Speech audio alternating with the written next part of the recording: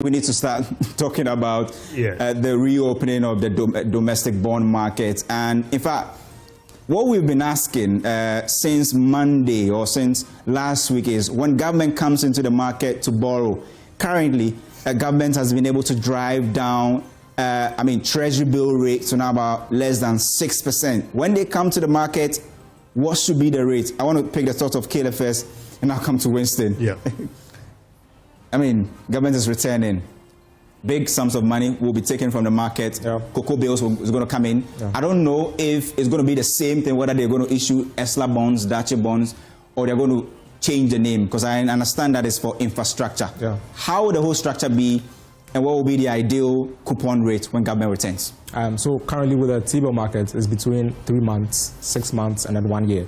So if you have, the highest duration for the T-bills now is 1 year. Yeah. So if you are introducing bonds, it's definitely going to be more than 1 year. Last year, when we were in talk with the IMF, last 2 years, when we talked to the IMF, we told them that we'll come back with a 2-year bond first before we start. I remember we even had an advisory note on that, I think about a year ago, right? So right now, the T-bill rate for the 1 year treasury bill is about 9%. So if you are going to do longer term bonds, usually, because now the government is a bit shaky and will not enter the market for about 3 years now, the government will want to sweeten the deal for investors. Yeah. So I'm estimating that it should be beyond the 9% we are seeing for the T-bill rate, which is the 1 year T-bill rate now. I think the government is going to do about 2 years, maybe 2.5, or 2 to 2.5 years, or maybe 1.5 if they are being very prudent. And also say government can even go as high as 5 years. Well, it depends on the trust the market has in you, the confidence the market has in you, because once the market sees that you are credible, you've been paying your debts over time, and also before the government even comes out with the bonds, they have to release an annual and a medium-term borrowing plan. Exactly. So when they release the plan and investors go through it, and investors say, okay, this is credible, comparing it to your revenue. Remember, last year we did not meet our revenue target. So again, investors are going to be very, go through the details. And again, once you know whether foreigners are going to be invited into the space. No, because some foreigners might also want. They suffered haircuts. Exactly. So, for the fine details, we leave that to the finance ministry. But then I'm thinking that for the reintroduction, it's going to be about 1.5 or 2 years bond issuance. It's going to have more than 9% T-bill rates, interest rates, because the government want more investors to come on board. And if you don't give them too much, they're going to stick with the treasury bills. And the government doesn't want that. So if you're going to give someone below, let's say, 6% for 2 years, do not take that. They'll stay with the T-bills, because T-bills, they can get 9% for 1 year. So I think more than 9%, and then also for about 1.5 or 2 years. Winston, this is the finance minister who loves low interest rates. In fact, there's no borrower who doesn't have lower interest rate. But I'm looking at the uncertainties surrounding our economy and even the global space at the moment. And it explains why investors in our space are sticking or currently saturated at the shorter end of the market, looking at very short period of time to turn around, get your money, see what other investment is booming for you to be able to actually put your money in. There are a lot of people looking at the stock market now. Yeah. And you've seen oversubscription, especially in the treasury bill space. And the coupon payments. And the coupon payments and all of that. My question is, Caleb made mention of sweetening the deal to actually attract investors. How much will be too low in terms of government's return to the market, and how much will be too high for government to be able to pay, especially looking at the fact that we've not met our revenue target? Investors will be looking at so many things. Although inflation is down 3.3%, you can still see a significant gap between policy rates and inflation rates. All this turn-off point for investors who possibly will still decide to stick at the short end of the market and say, if you want us to lock in for long term, give us maybe 15% or 16%. Let's look at where we came from. The onset, the first narrative, I was there when the former finance minister, Ken Ofori-Atta, announced the debt restructuring. And the key phrase we kept hearing then was burden sharing. Yeah. The key question to this government is, are they going to have a possible profit sharing going forward? Because the key, whether government will have the capacity to meet a debt obligation as against ensuring that they're able to meet the same debt outlines going forward, especially if they issue a timetable. We are looking at where commodity price comes to play, ensuring there's so much reserves and backouts for government to go around ensuring that most obligations are met with available funding at key points in time. I'm sorry to cut you, but you made a very good point about the exchange rates, because the government can now decide to pay coupons because they are making savings from the exchange rate.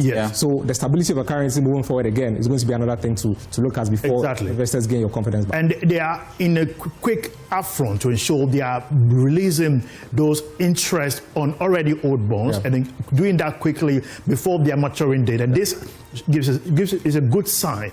One thing I like about how the finance minister is handling things is the fact that he makes sure that the fundamentals align, especially in instances where they have to pay more than they are supposed to pay, and this reduce our debt books. And one thing many are looking forward to, how we're going to have a fiscal council, and which will basically focus on how we manage our debt management. If we don't do that immediately before we go into the full market play, we'll find ourselves playing the high risk ball. And that is very important for us as a country, not just for investors. Already there are sentiments in the market. I'm on the platform and people are asking, is it going to be more risky now, because people have the money? And the lessons have gone globally as how high risk we are from ratings that have come through. But with all this sentiment of how we performed in the last 1 year, now people are quite skeptical. It tells you that now bonds are not totally sovereign and risk-free.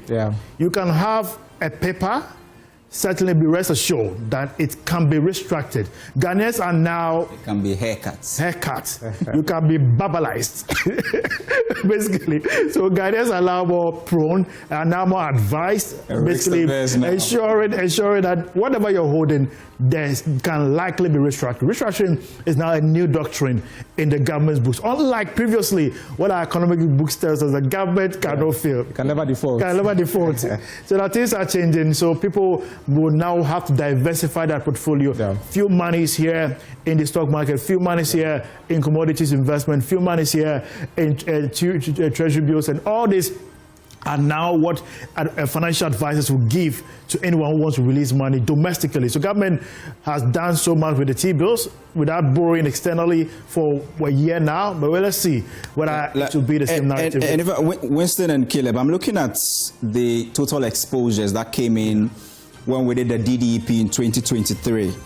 And one thing you realize is that commercial banks, in terms of exposure to government bonds, they are number one, right? When Winston spoke of diversification, I wanted to ask you that. Exactly. And you talk about another big player, which is the Bank of Ghana. And the pension... And the pension funds, right? Insurance companies. Now, the key question is, with the kind of haircuts that the financial sector got, and we gave you that headline from Dr. Richard Mutichai, where we said that the Ghana Amalgamated Trust currently, which was supposed to be a savior of the commercial banks, the local banks who find themselves in trouble, is now really looking like a risk for them. And he says that if we don't act now, there's going to be a time that GATT will possibly take over some of these banks. I'm looking at the exposures. If you look at treasury bills, that is, treasury bonds, ESLA, Dache bonds, the total loss the last time we did the restructuring was an estimated 12.4 billion Ghana cedis. That was the total value of haircuts that investors had to suffer because of the restructuring. You go to foreigners who brought in their USD, USD to come and invest here. They suffered some 7.2 billion cedis in losses. Cocoa bills, and we understand Cocoa Board is going to come back to the market this time around, not on bills but on bonds, right?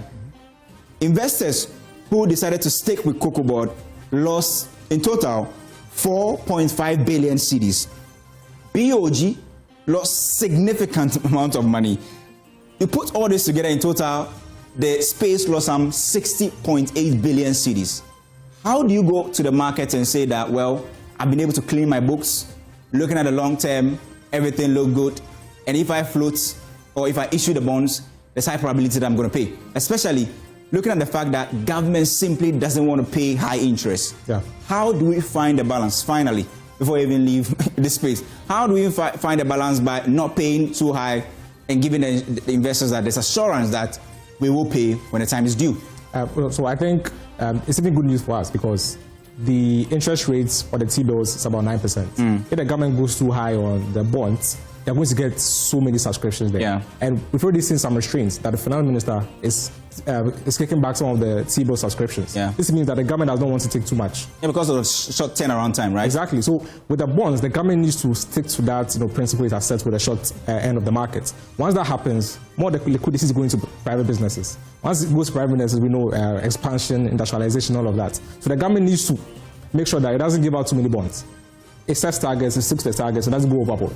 We were in that situation because the government went overboard. Yeah. There were no forex coming in, and the government needed some money, so which is why the T-bills went as high as 27% at a point, because the government didn't have the money. Revenue was not doing well, so they have to focus on the T-bill market. So I think it's good news for us because, so even though people are a bit skeptical, people will still go for the government bonds. When the government bonds comes out, the finance ministry will make sure that they don't go overboard, stick to their targets, and then leave some of the liquidity on the market so the banks can do what banks are supposed to do and give money to businesses. I want to delve in. When this happened some time back, the narrative was the Russian-Ukraine war. Let's not forget, we are also in another war.